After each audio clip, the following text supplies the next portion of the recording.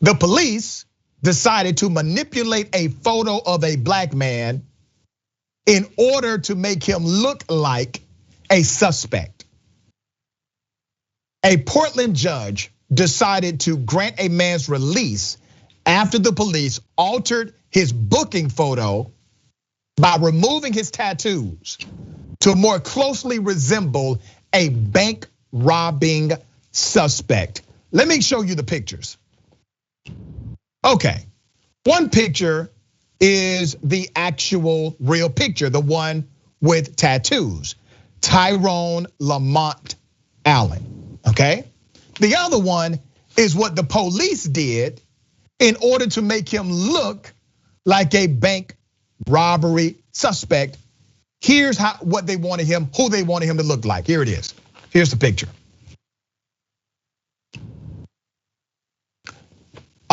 The local news reported on this. The police department talked about it, said that there was a reward offered. How did this happen? Well, the police used editing software to remove the tattoos from the picture of the suspect and presented his revised face to foretellers. At least 2 of them identified him as the bank robber. Prosecutors in Portland said Mr. Allen may have applied makeup before the robberies and that investigators simply mimicked the possible disguise. The judge said, hail to the no. No, you cannot manipulate the photo of a mugshot that you have previously had in order to look like somebody that is currently wanted. Just imagine the precedent there. They could literally buy a precedent. They could manipulate any photo to make it look like me, to make it look like you, to morph that image into what they choose to. Not only is this bad policing, this should be criminal.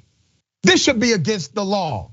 Those cops who did this should have walked out of that damn courtroom with handcuffs for playing with somebody's life like this, okay? So it looks like I need a new law. We need a new law in America to regulate some stuff we didn't even know the police were doing. Another thing. And do you think this is the only time it's happened? Do you really think this is the only time it has ever been done? No, not at all. During the case, it was revealed that this was not the first time the photo altering had been used by police.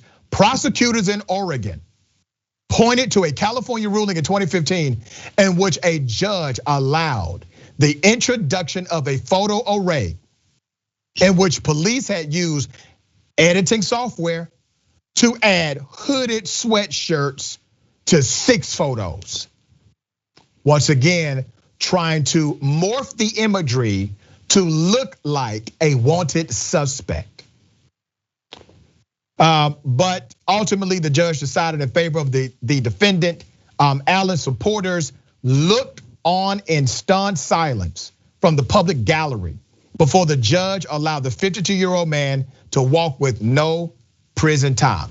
It's like hitting the lottery. You never see this happen with a black man and his kind of lengthy criminal history, said Michael Fesser, who grew up with Allen and has had his own well-known history with Oregon's justice system. For the past year, Allen has worked with Fesser's program called Going Home to help men after they get out of prison.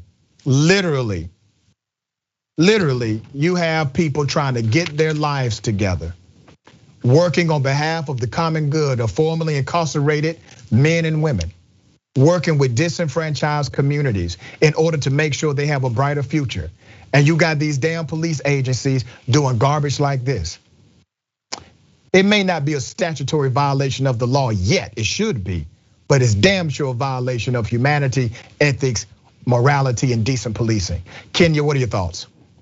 And you hit it on the head. We have seen this before, inside, within law enforcement and even outside. We remember the notorious time cover of O.J. Simpson when they purposely darkened his skin to make him look more menacing, to make him look terrifying, because it serves a point. Because there's biases that we are perpetuating when we show certain images. The fact that for so many years, nightly news and local news stations were more likely to show the headshots, the mugshots, the mugshots of those under investigation, even for for criminality without even being charged. And more oftentimes, those were of people of color. Those are perpetuating certain narratives and tropes that have put our communities in danger, that have allowed us to be stereotyped as more criminal or have a higher propensity for crime than other communities when that's simply not the case. So it's an intended message, not just in terms of jeopardizing the very lives of people who they are doing this to. We see this happening. I mean, this isn't something as simple as trying to do age progression of the missing. This is trying to create a narrative where there possibly isn't one.